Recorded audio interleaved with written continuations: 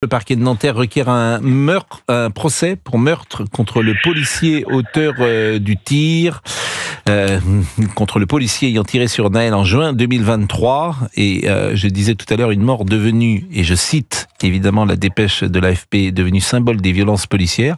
C'est donc l'AFP qui donne ou qui interprète ou qui commente avant même que le procès ait lieu, si tant est qu'il y ait procès, qui commente ce qui s'est passé ce jour-là. Je voulais connaître votre réaction, Rudy Maner. Ma réaction, elle est que c'est le flic qui vous parle là, Pascal. On est scandalisé. On est scandalisé, vous vous rendez compte, meurtre. Ça veut dire qu'on est en train de dire qu'un policier qui a pris son service le matin s'est levé avec l'intention de donner la mort. Parce que c'est ça que ça veut dire. Quand on le place devant la cour d'assises pour l'intituler de meurtre, ça veut dire qu'il a eu l'intention de donner la mort. Un policier, quand il prend son service le matin, il veut protéger les concitoyens, il veut protéger sa vie face à la délinquance qui est devenue de plus en plus violente, notamment à l'encontre des policiers. Et Florian, qui subit l'enfer depuis que c'est arrivé, il ne faut pas se leurrer, ce policier, il est dans un état catastrophique depuis que c'est arrivé. On est en train de l'envoyer devant la cour d'assises pour meurtre, parce qu'il a eu l'intention délibérément de tuer le jeune Nahel, qui, je le rappelle quand même, était connu pour des refus obtempérés, était connu pour avoir fait beaucoup de... On a eu des vidéos d'ailleurs qui sont sorties où il avait été extrêmement dangereux, et le policier s'est senti très certainement menacé au moment où il a fait usage de son arme. Donc aujourd'hui, moi, les retours que j'ai des collègues, parce que j'avais rarement vu ça en 28 ans de police, tous les retours de collègues, ils sont scandalisés. Mais comment voulez-vous qu'on y arrive? C'est ça l'état d'esprit. Comment voulez-vous qu'on s'en sorte? Quand on voit qu'un policier est renvoyé pour meurtre, bien sûr que la mémoire de Nahel, on y pense. Et je vous assure que chaque policier aurait aimé que ça ne se passe pas ce genre de choses. On n'a pas envie que ça se passe ce genre de choses. Alors attention, c'est le parquet de Nanterre qui requiert, et le juge va devoir maintenant décider. Et on n'est pas sûr qu'il y aura un procès, entendons-nous bien. Le parquet... Alors moi, ce qui m'ennuie un peu, c'est toujours la même chose, c'est que il n'y a pas d'argument qui est donné au grand public. Le parquet a les siens, sans doute, mais il n'y a pas une communication. Moi, j'aimerais qu'il y ait un parquet qui vienne donner des éléments, nourrir la discussion, pourquoi pas essayer de convaincre, et il serait dans son rôle. Mais là, on a le sentiment que quelque chose n'est pas montré et que le grand public n'a pas accès à ces informations-là, Rudy Maner. Oui, tout à fait, vous avez raison, mais je tiens à rappeler une chose aussi, Pascal Praud. Je vous rappelle que une heure après cette horrible intervention, où on a quand même un gamin qui est décédé, et ça on ne l'oublie pas, on a un président de la République qui a dit que l'acte était inexcusable et impardonnable. Donc depuis ces mots-là, il est évident que cette affaire n'est plus du tout la même. Elle n'est plus du tout la même, médiatiquement, politiquement et au sein de la corporation police. C'est absolument abominable. Ces propos-là sont insupportables. Et depuis, cette affaire est devenue... Il y a eu des émeutes aussi par rapport à cette affaire dont il faut se rappeler, avec une France à feu et à sang. Et aujourd'hui, on subit cette affaire. Les policiers subissent cette affaire. On subit tellement de choses tous les jours. On essaye du mieux que nous pouvons de faire le maximum. Et je vous assure que ce mot meurtre nous touche profondément. Parce qu'aucun policier en France n'a l'intention, lorsqu'il prend son service, de tuer quelqu'un délibérément. Et ça, c'est dur. Alors, forcément, Rudy Maner, vous n'avez pas accès à tous les éléments de l'enquête, par définition. Qu'est-ce que vous auriez souhaité sur le sort judiciaire qui soit réservé à votre collègue ? De toute façon, on a conscience qu'il est tout à fait légitime qu'il y ait un jugement, qu'il y ait un procès. Quand il y a eu un gamin de 17 ans qui est décédé, il n'y a aucune ambiguïté là-dessus. C'est pas sur ça, contre ça qu'on s'insurge. Mais le mot meurtre, dans la bouche d'un magistrat à l'encontre d'un policier, on est tous des flics. Moi, je suis flic depuis 29 ans. Non, mais j'entends bien, mais Rudy Maner, je vous ai entendu sur le mot meurtre, et pour tout dire, je peux partager votre point de vue. Mais sans connaître ce dossier, est-ce que vous pensez que votre collègue est en situation de légitime défense? Est-ce que vous plaidez pour le fait que s'il a tiré, c'est qu'il ne pouvait pas faire autrement? Quelle est votre position, ce que vous auriez aimé, je répète ma question, sur le plan judiciaire, comment ça doit se traduire sur le plan judiciaire, cette mort de Nahel, selon vous? Alors, encore une fois, effectivement, on n'a pas tous les éléments. La seule chose que je peux dire aujourd'hui, c'est qu'un policier, ne fait usage de son arme que lorsqu'il est dans l'extrême obligation de le faire. Donc il est évident, encore une fois, que ce mot meurtre n'est pas audible chez les policiers. Et quand on entend ça, quand un procureur relance là-dessus, c'est vraiment très compliqué à entendre. Donc nous, ce qu'on aurait aimé entendre, c'est déjà ne pas entendre ce mot meurtre, parce qu'aucun policier ne fait ça pour tuer quelqu'un, c'est ce mot. Donc ça serait homicide involontaire. Mais bien sûr, c'est un homicide. Alors peut-être violence, ayant donné la mort, sans intention de la donner. La mort. Vous avez bien compris. Voilà. Bien sûr. Mais, et puis après parler, ça veut dire que quand le procureur, pour lui, il n'y a pas de légitime défense. Ça veut dire bien sûr. Alors qu'il y a un expert balistique, c'est ce que nous rappelait William Molinier, qui fait que il serait avéré avec cette expertise que le policier a voulu tirer non pas vers un organe vital, mais que la course, si j'ose dire, ou de la balle a été déviée parce que Monsieur Naël aurait, je dis ça au conditionnel, aurait accéléré à ce moment-là. Bon, c'est ce que semblait dire cette thèse balistique. Manifestement, elle n'a pas été retenue par le parquet. C'est ça. Alors nous, malheureusement, on s'arrête à ça. Moi, effectivement, si le procureur il a des nouveaux éléments qui viennent nous les expliquer, qui viennent, comme vous l'avez dit tout à l'heure, Pascal Praud, qui viennent nous l'expliquer, qui viennent nous dire pourquoi il nomme cela comme un meurtre. S'il a des éléments qui nous les disent, parce que nous, les éléments sur lesquels on reste, et vous l'avez bien dit, on n'a pas accès à toutes les pièces du dossier, c'est celle-ci où on a un policier qui ne veut pas donner la mort, qui veut tirer, et en fait, Naël, en avançant, effectivement, il le touche au niveau du thorax. C'est simplement sur ça. Et tous les policiers de France que j'ai eus avec des innombrables messages pensent la même chose que moi. Donc aujourd'hui, on se dit qu'on est presque dans un procès politique. Je vous remercie. Je vous remercie, Rudy Mana. Merci. Je rappelle que vous êtes porte-parole, syndicat de police Alliance. Sébastien veut réagir. Sébastien qui est un auditeur de la Savoie, même de la Haute-Savoie. Il y a longtemps qu'on n'avait pas eu un auditeur de la Haute-Savoie. Bonjour Sébastien. C'est la première fois que vous nous appelez ? Non, c'est pas la première fois. Bonjour. Bonjour Sébastien. Que pensez-vous de cette décision ? Et je rappelle que le parquet de Nanterre requiert un procès pour meurtre contre le policier auteur du tir. Alors, écoutez, moi, en toute honnêteté, j'ai pas d'avis sur sur le jugement proprement dit du gendarme. Est-ce qu'il pouvait faire autrement ? On ne sait pas, et je pense que personne ne sait. Je pense qu'il avait affaire à une situation qui est très difficile à juger. Faut pas oublier qu'il a peut-être sauvé la vie d'autres personnes, ce monsieur. Moi, ce qui me rend fou, c'est qu'on banalise ça en violence policière. Ce monsieur n'a pas fait une violence policière, il y en a marre d'entendre des conneries pareilles. Ce monsieur a eu affaire à quelqu'un qui respectait pas la loi et qui, au demeurant, aurait pu très bien tuer, je sais pas moi, votre petit-fils avec votre mère qui le balade ou n'importe qui. On peut pas entendre des choses comme ça. Si on ne respecte pas la loi, on joue avec la mort. C'est aussi simple que ça. Il y en a marre maintenant, entre guillemets, d'entendre tout le temps ce genre de discours sur le fait qu'il faut surtout pas, on va dire, tirer sur quelqu'un qui, avec une voiture, roule complètement fou au milieu des piétons, des passants, ce genre de choses. Je comprends bien que c'est triste qu'il y ait un jeune homme qui soit mort. C'est tout à fait triste. Moi, pour pas mourir et pour que mes enfants ne meurent pas dans ces conditions, je leur dis qu'on respecte les règles, on respecte les lois, on respecte la police. On va pas au-devant d'un policier qui a une arme pointée sur nous, on joue pas avec le feu. À partir de là, on prend pas de risque de mourir. Non, mais ce que vous dites est une évidence et c'est partagé sans doute par beaucoup de gens qui nous écoutent. C'est-à-dire que ce qui est arrivé, et vous avez raison de le rappeler à Naël, et c'est un drame, ça ne peut pas vous arriver à vous, ça ne peut pas vous arriver à beaucoup de gens que je connais, pour une raison simple, c'est lorsqu'ils voient un policier, ils obtempèrent immédiatement. Immédiatement. Tout à fait. Alors, s'il y a faute d'un policier, en revanche, il faut qu'il soit sanctionné, bien évidemment. La difficulté de ces sujets-là, c'est qu'on ne connaît pas précisément tous les dessous de cette enquête. Mais on devine, on a quand même des éléments. On a une course-poursuite qui était sur plusieurs minutes et sur beaucoup de kilomètres. On sait donc cet expert balistique.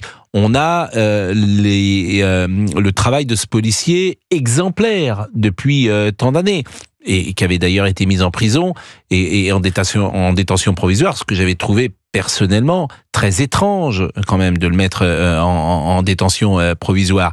Mais on sait aussi la raison de tout ça. C'est-à-dire que vous avez aujourd'hui un camp, si j'ose dire, en tout cas une population, une part de la population qui n'accepte pas que cet enfant ait trouvé la mort et qui fait pression sur l'opinion publique, pression avec ce qui s'est passé dans les quartiers, dans les banlieues, avec les pillages. Et le pouvoir a peur. Le pouvoir a peur. Donc, lorsqu'on a mis ce policier en prison, c'était d'une certaine manière pour calmer ce qui pouvait se passer dans ces quartiers. Il est 12h03, le parquet de Nanterre a requis un procès pour meurtre contre le policier ayant tiré sur Naël en juin 2023. Émilie le rappelait il y a une seconde, une mort devenue symbole des violences policières. Ça, c'est ce qu'écrit la dépêche de l'AFP, qui était à l'origine de plusieurs nuits d'émeutes à travers la France, a annoncé le ministère public ce mardi. Le parquet a requis le renvoi du policier mis en examen, du chef de meurtre et le non-lieu du chef de complicité de meurtre pour le second policier présent lors des faits. Détaille cette même source dans un communiqué. Le jeune homme a été tué le 27 juin 2023 d'une balle tirée à bout portant par un policier motocycliste qui contrôlait le véhicule qu'il conduisait. Dans la foulée, une enquête pour meurtre avait été ouverte. Celle-ci s'est achevée le 2 août. Une première version policière selon laquelle le jeune homme aurait foncé sur le motard avait été infirmée par une vidéo amateur diffusée sur les réseaux sociaux. La mère de Naël, Mounia Merzouk, est soulagée par l'annonce des récusations pour meurtre, a-t-elle indiqué à l'AFP. Son avocat, maître Franck Berton, était sollicité par l'AFP. Il n'y avait pas d'autre qualification envisageable dans cette affaire. Le geste est volontaire et l'intention de tuer évidente, a-t-il souligné. C'est Franck Berton, l'avocat, qui parle. Je rappelle que ça ne veut pas dire qu'il y a un procès. C'est le parquet qui a requis.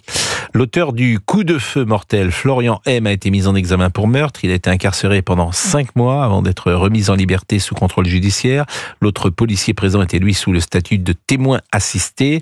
Une reconstitution des faits a eu lieu le 5 mai 2024 en présence de leurs avocats. Florian M, son collègue présent ce jour-là et plusieurs témoins ont été confrontés à leurs déclarations, notamment pour établir si le policier auteur du tir était en danger de mort. On était avec Sébastien qui réagissait.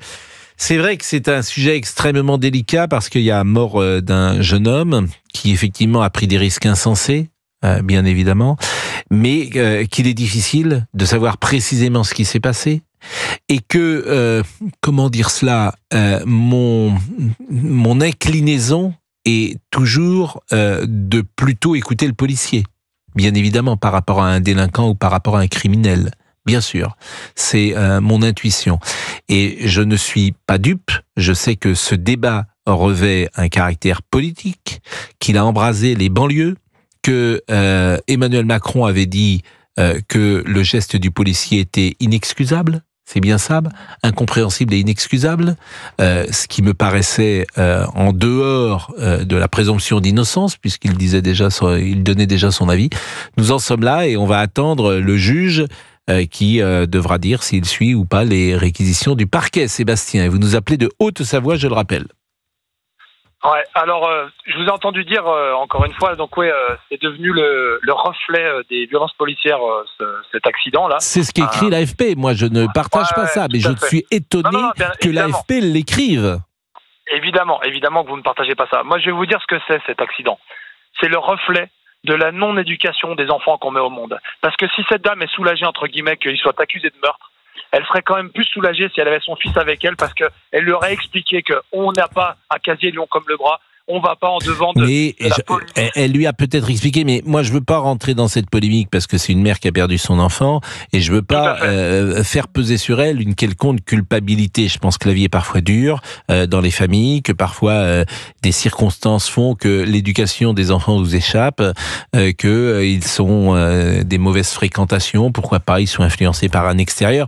Donc je veux pas rentrer là-dedans. Mais en revanche, ce qui est important, je pense à ce policier, bien sûr, et puis je pense à ce procès qui pourrait avoir lieu et qui va enflammer la France. Et qui va enflammer la France parce que, je le maintiens, il y a une part de la population, et notamment la France Insoumise, j'ai vu qu'il y avait déjà une première réaction de Monsieur Porte, qui va évidemment jeter, comme on dit dans ces cas-là, de l'huile sur le feu, puisque Thomas Porte, il a communiqué ces dernières secondes, il y a 35 minutes, il a mis le parquet de Nanterre requiert un procès pour meurtre contre le policier auteur du tir qui a tué Nahel.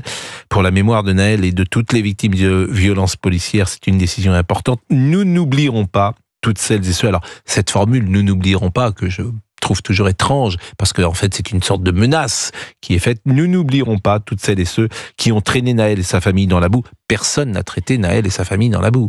Personne, je ne crois pas.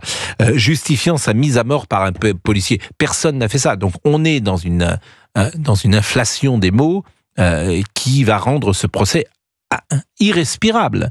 Et une pression qui va peser sur le jury populaire qui est irrespirable. Je ne sais pas ce que décidera là encore le ministère public. Peut-être faudra-t-il faire ce procès à huis clos. Mais évidemment, je plains les 6 personnes qui vont devoir juger celui qui sera dans le box, si tant est que le juge suive la décision du parquet, Sébastien. Le souci, c'est comme vous dites, c'est très politisé ça. Du coup, on ne sait pas si le jugement il va être objectif ou sous le coup de l'émotion ou le coup de l'émotion politique. Écoutez, c'est toute la question, vous avez parfaitement raison. Reda Belhadj est avec nous, il est porte-parole du syndicat Unité Île-de-France, il voulait réagir peut-être également. Bonjour Monsieur Belhadj. Bonjour Pascal. On était avec Rudy Mana tout à l'heure qui déplorait évidemment le mot meurtre, que le parquet de Nanterre requiert un procès pour meurtre contre ce policier. Quel est votre sentiment ? Écoutez, on peut juste parler de sentiment parce qu'on reste quand même dans un état de droit. Seule la complicité pour meurtre n'est plus à l'ordre du jour. Donc il faut respecter l'état de droit. On va attendre le procès, bien sûr. Maintenant, le sentiment, c'est que oui, on est choqué. En fait, on se pose beaucoup de questions. On essaie de faire notre travail du mieux qu'on peut avec le peu de moyens qu'on a. Et on a été dans cette affaire condamné, le collègue a été condamné sans qu'on respecte sa présomption d'innocence jusqu'au plus haut sommet de l'État. Donc ça nous fait mal. La pilule est très dure à avaler. Mais je posais la question tout à l'heure à Rudy Mana. J'imagine que vous ne connaissez pas précisément le dossier, que vous n'avez pas toutes les informations. Quelle suite judiciaire vous aurait semblé appropriée pour que cette affaire-là, pour trouver la bonne parade judiciaire qui aurait correspondu selon vous à ce qui s'est passé ce jour-là? Vous savez, je pense que dans notre société actuelle, on peut même plus répondre à cette question, Pascal. Parce que comme je vous l'ai dit tout à l'heure, avec toutes les vidéos qui ont circulé, les prises de position politiques, je pense que ni les policiers, ni les magistrats, je pense que personne n'aurait pu rien faire en fait. Ça a été tellement loin, les gens ont eu tellement peur, on a été obligé d'envoyer un policier en prison par rapport à l'ordre public. Je ne sais pas si vous imaginez, ça reste de la détention provisoire, mais il a fait quasiment 5 mois de détention provisoire pour qu'on évite de brûler des voitures. Donc au final, ça n'a pas empêché 10 jours d'émeute. Donc voilà, donc c'est très difficile de se positionner par rapport à ça. Moi, ce que je sais aujourd'hui, c'est que mes collègues aujourd'hui vont avoir peur de sortir leurs armes. Et je pense, je vais être sincère avec vous, qu'aujourd'hui la justice, pas cette décision, je parle pas de cette décision, mais je parle de la justice en général, elle n'est pas adaptée par rapport au niveau de violence et l'environnement dans lequel les policiers évoluent. Voilà. Ce qui est intéressant, c'est que tous les jours... Je ne sais pas si vous avez compris ce que je veux dire, mais bien, voilà, la société elle a changé. Compris. On a un cran de violence qui est énorme. On a des refus d'obtempérer, c'est toutes les 20 minutes. C'est pas comme il y a 20 ans, toutes les 2 ou 3 heures ou tous les 2 jours. C'est toutes les 20 minutes, Pascal. Donc aujourd'hui, nous, on arrive en position de stress parce qu'on doit prendre une décision en 1 millième de seconde, et à la fin, on est jugé alors qu'on n'a même pas encore on n'a pas eu de procès. Je comprends parfaitement ce que vous dites et je me mets à la place des policiers et puis souvent on en parle et j'imagine tous les policiers de France aujourd'hui qui apprennent que l'un de leurs collègues est possiblement jugé pour meurtre, on n'est même pas dans un homicide involontaire, pour meurtre, il y a quelque chose qui, moi, me choque. Je ne peux pas vous dire autre chose. Mais non seulement moi, je suis choqué, mais tous les matins, nous faisons cette émission. Et avec Laurent Tessier, Laurent me dit à l'instant qu'il y a beaucoup de gens qui appellent. Laurent, c'est bien cela? Exactement, pour réagir à cette actualité. Voilà, et qui sont choqués comme moi, parce que le mot meurtre ne paraît pas adapté évidemment à la réponse d'un policier. Homicide involontaire, c'est autre chose. Le mot meurtre, c'est l'intention de tuer. Donc on dit à ce policier, vous avez eu l'intention de tuer Naël. Alors qu'évidemment, ce policier, comme on enlève la légitime défense, ce policier explique que la voiture a voulu partir et que peut-être, sans doute, je ne sais pas, la trajectoire de la balle a été différente. Mais c'est aussi oublier peut-être le contexte d'un policier qui file un jeune homme sur je ne sais combien de mètres, peut-être de kilomètres, Reda Belhadj, et de nombreuses minutes, qui est dans un état déjà de grande, de grand agacement, énervement, de poursuivre, de mettre sa propre vie en danger pour le rattraper, puisqu'il était motard. Donc voilà la situation, et effectivement, ce procès a également une couleur politique, disons-le. Je vous remercie beaucoup, Reda Belhadj. Merci beaucoup d'être intervenu au micro d'Europe 1. Je pense que nous allons peut-être poursuivre encore avec ce sujet. Exactement. Parce qu'il y a beaucoup d'appels. Avec vos avis au standard. À tout de suite. Et continuez d'appeler au 01 80 20 39 21. Il est 12h14. Vous écoutez Europe 1. Guillaume est là parce que je vous rappelle, il est 12h18. Je vous rappelle l'information que nous développons depuis de nombreuses minutes, parce qu'il y a beaucoup de réactions au standard et on essaie toujours de s'adapter forcément à la nouvelle du jour. Mais le parquet de Nanterre requiert un procès pour meurtre contre le policier auteur du tir ayant tiré sur Naël en juin 2023. Il se trouve qu'il y a beaucoup de gens qui appellent au standard, beaucoup d'auditeurs, et c'est le cas de Guillaume. Guillaume, vous nous appelez d'où ? Là, de La Rochelle aujourd'hui. De La Rochelle. Bon, vous êtes en vacances, parce que d'habitude vous nous appelez d'où ? Non, je suis routier. Ah oui. De Champagne. Ah, d'habitude vous êtes en Champagne. Et qu'est-ce que vous faites à La Rochelle ? Là, vous avez livré ? Vous êtes en... Là, je vais aller livrer, ouais. Vous livrez quoi ? Pour de la petite marchandise, rien de bien méchant, on va dire. Rien de bien méchant. Bon, parce que parfois il y a de la marchandise méchante que vous livrez. Non, après c'est de la confidentialité aussi. De la confidentialité. Vous livrez de la confidentialité. Voilà. Donc on n'en dira pas davantage. C'est ça, je vous remercie. Bon, Guillaume, que voulez-vous dire ? Alors, moi, il y a ça me chagrine, la mort de Naël. C'est un gamin de 17 ans, j'ai un gamin de 15 ans, donc je peux comprendre comment la douleur, du moins, je peux comprendre. Non, je l'ai pas vécu, mais je peux voir la douleur qu'il y a. Après, je voudrais rebondir sur une chose. Je suis un ancien dépanneur auto et je suis allé chercher pas mal de fois des voitures accidentées. C'est des gens qui avaient renversé. Vous savez comment on appelle une voiture qui a renversé quelqu'un ? Sur un scellé, c'est marqué, c'est de la violence volontaire avec arme par destination. Donc, la légitime défense, je pense que vu que Naël avançait, visiblement, d'après les experts, elle devrait être encore justifiée. Après, laissons la justice faire son travail. Mais j'entends bien, mais je vais vous dire, moi, mon souci, j'ose même pas le dire, parce que tous ceux qui parlent en public ont évidemment une responsabilité. C'est le cas des journalistes. Simplement, j'ai une telle défiance aujourd'hui de toutes les autorités judiciaires, administratives aussi d'ailleurs, et on l'a vu avec l'Arcom, que je ne peux m'empêcher d'imaginer que cette décision soit aussi politique, que lorsque vous avez, je ne veux pas l'exclure, dans la mesure où vous avez un président de la République qui, sitôt la mort de Naël, a déclaré que le geste de ce policier était inexcusable. Évidemment, comme le disait Rudy Matin, ça change le dossier. Bien sûr que le parquet... De toute façon, il faudrait déjà arrêter, excusez-moi de vous couper Pascal, il faudrait déjà arrêter avec ce gouvernement de crocodiles. Ils sont tous forts en gueule, c'est des grandes gueules petites pattes que j'appelle ça. Tous forts en gueule, mais en effet, il n'y a plus personne. Donc, déjà, mettons les choses dans l'ordre, rendons le pouvoir de police à la police. Moi, je sais pas, j'ai été élevé avec la peur du gendarme. J'ai 45 balais, j'ai toujours eu, encore aujourd'hui, en tant que routier, je me fais contrôler, j'ai le petit frisson qui me parcourt parce que, voilà, est-ce que j'ai fait une connerie, j'ai pas fait une connerie, je sais pas, je vais pas aller me mettre en infraction exprès pour après dire aux gendarmes non, tu fais mal ton travail ou quoi que ce soit, ou aller à l'encontre de ces injonctions. Je vais pas les mettre en danger non plus. J'entends ce que vous dites. Il y a un moment, quand on fait des conneries, on les assume aussi. Là aussi, j'entends, mais malheureux. Oui, donc on est au-delà du malheureux d'ailleurs, parce qu'on est sur un drame. Parce que là on parle de la vie d'un gamin. On est un drame absolu, mais totalement. Il avait encore toute la vie devant lui. Bien sûr. Quand ils choisissent de faire, quelle orientation ils choisissent de prendre, quel chemin ils choisissent de prendre, pardon, il avait toute la vie devant lui. Mais bon, est-ce que c'est un accident?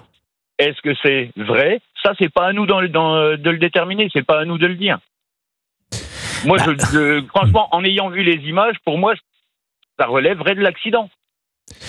Non, mais je vous dis, la difficulté de ça, c'est qu'on ne connaît pas d'abord tous les tenants et les aboutissants de l'enquête. C'est ça qui est difficile. C'est pour ça que j'aimerais qu'un procureur parle. Mais je ne peux m'empêcher de penser qu'il y a aussi une part politique là-dedans, pour les raisons que j'ai dites, parce que le pouvoir peut là-dessus, je vous rejoins totalement, c'est sûr. Le pouvoir peut avoir peur des réactions. Je vois que la France Insoumise monte au créneau. Je plains, je le répète, les 6 jurés qui vont devoir se prononcer. Ça c'est sûr, oui.